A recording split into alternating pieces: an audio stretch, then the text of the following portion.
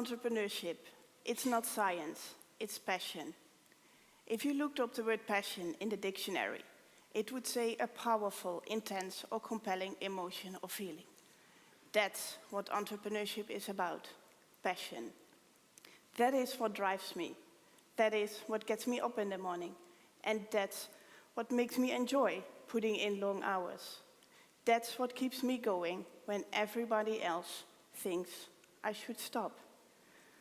My name is Janneke Niessen. Together with Joël Freites, I founded a high-growth technology company called Improve Digital.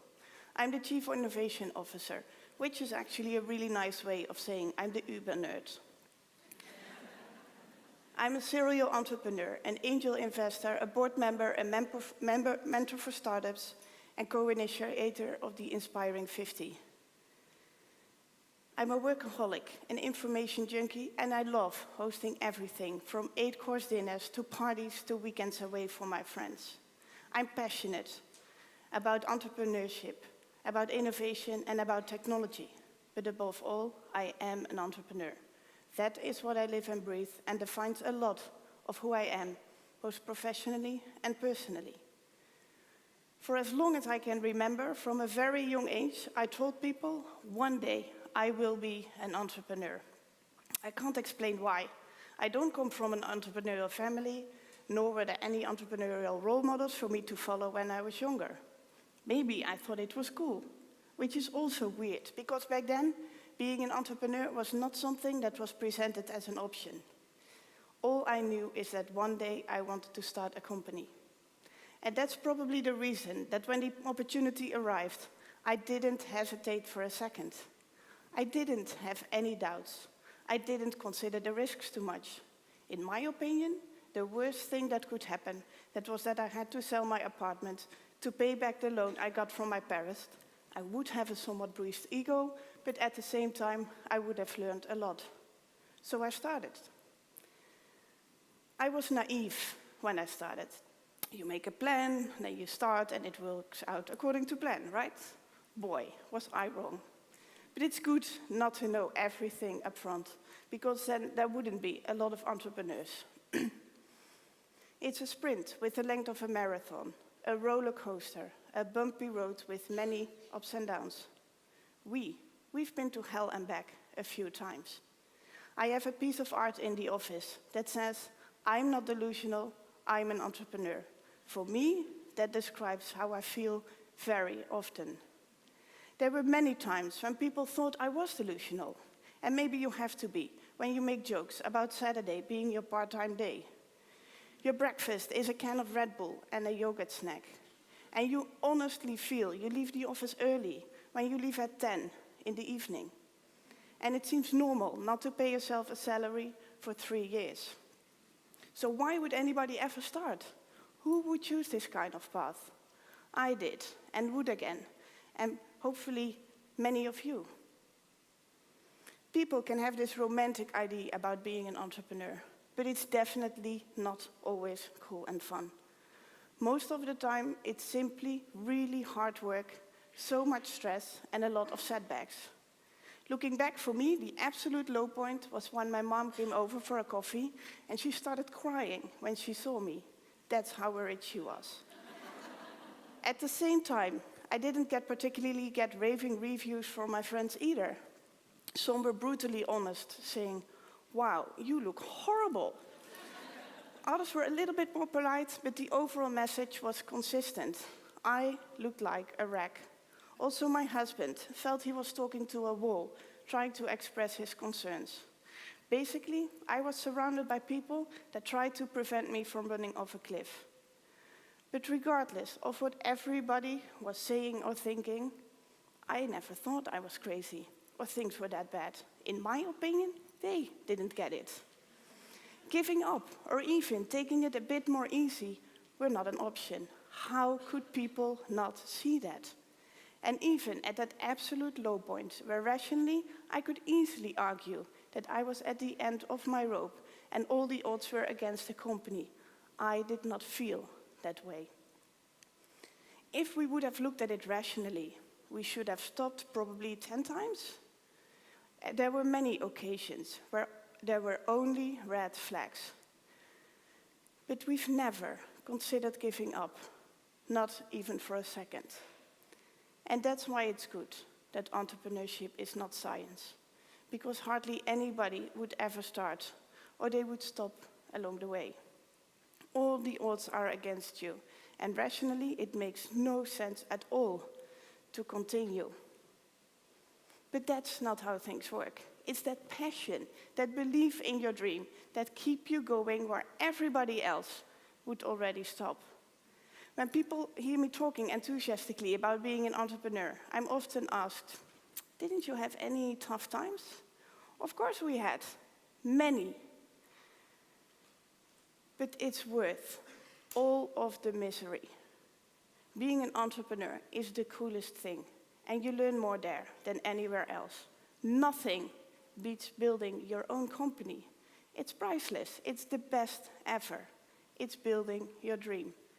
And admitting to being too exhausted, admitting to having all the odds against you, will be the end of the dream. Accepting that reality will be the end. And that's why you just keep going. I'm not delusional. I'm an entrepreneur. Being an entrepreneur is also an addiction. I realized after we sold our company last year that something had changed. In daily life, nothing changed. During the negotiations, we fought hard to keep our company separate and to make sure we could continue growing it for at least the next few years. Despite what people expected, our journey was not done. So I didn't understand, and then I knew. It was 5 years of stress and adrenaline that I was actually missing. So I started to look for other things, taking on more projects. And the people around me were really like, oh my God, can't you just enjoy this for a while? It turns out I can't. I should probably mention that right before we closed the deal, and I was exhausted, I said, I will never, ever start my own company again. However, soon after when I was relaxed again, I mentioned to my husband, maybe one day, when I have the right idea, it would be cool to start another company. He laughed, because he probably realized sooner than I did that I was kidding myself when I said I would never start another company. I need that feeling, that indescribable feeling that you get from knowing things can go wrong at any time, from challenges others think are too big, opportunities others don't see yet. That feeling that makes me tingle with excitement. I'm looking for things to give me that feeling in my company and in other projects. I'm checking boxes of my bucket list. I create new challenges for myself on the horizon. One day, I want to be the CEO of a Fortune 500 company. One day, I want to be on the board.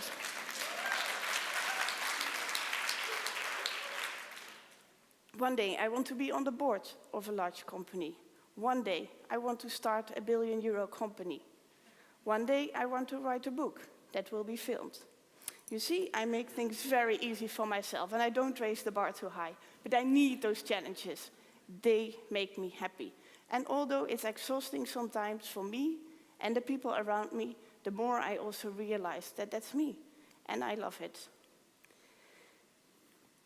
Women are crucial to economic growth around the world.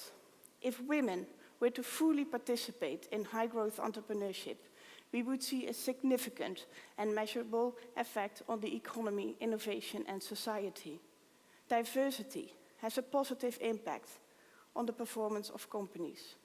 These are just a few statements from research and articles recently published. We all know it's true, but we also all know that the reality is still different. During our entrepreneurial adventures, there have been many occasions in which being a woman was the exception. There are not a lot of women in technology, nor are there a lot of female high-growth entrepreneurs. We have been confronted with prejudice, stupid questions, offensive assumptions, and people being surprised that we are women. It's the reality that when people picture a successful entrepreneur that can grow and scale a business, they picture a white man. It's also the reality that women themselves often assume certain things are not possible or achievable. A British documentary maker described this very well. If she does not see it, she can't be it. The same applies to men. Their view is also based on what they see, and that's why role models are so important.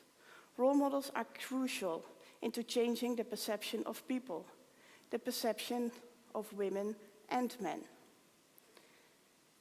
The effect of Sheryl Sandberg and Marissa Mayer have not gone unnoticed around the globe.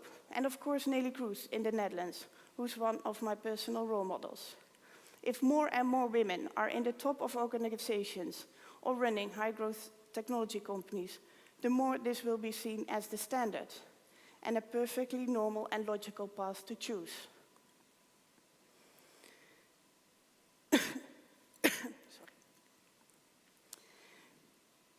There are role models in the Netherlands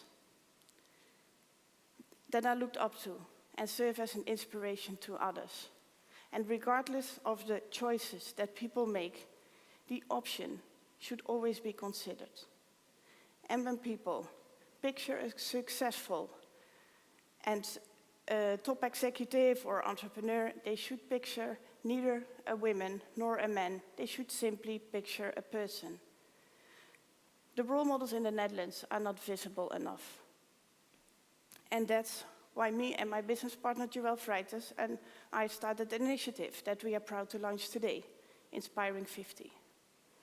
Inspiring 50 recognizes that role models are crucial into changing the perception of working women and by inspiring others to have ambition in their career and the self-belief they can reach the top, either within an organization or as an entrepreneur.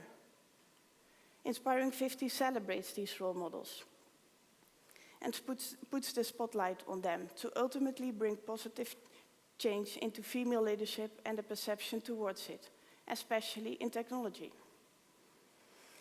If we want more people to choose the entrepreneurial route, there's one other major issue we need to consider, and that's our attitude towards failure. The Ewing Marion Kaufman Foundation found that successful high-growth entrepreneurs on average had 2 companies before they reached that level of success. This is an important statistic. This means that entrepreneurs, before they create their first major success, they had other companies that were smaller, less successful, or a simple failure. In fact, 3 out of 4 venture-backed startups fail. These entrepreneurs, though, are experienced. They've seen it before. That's what matters.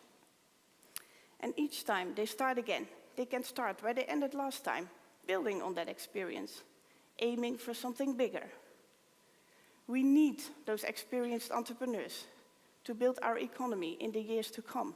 But if we chop their heads off every time they fail, they will never start again, and they will never become the experienced entrepreneurs we so need. We need to change our attitude towards failure. Making mistakes is part of life as an entrepreneur, and although very expensive at times, the best education you can get. Don't forget that even the most successful entrepreneurs made many mistakes and failed at times. It might not seem that way, but people tend to not broadcast their failures. It's important to realize that there can be a very thin line between success and failure. Looking back, it has been a range of smaller events that have resulted in us being successful. I will never say we were lucky.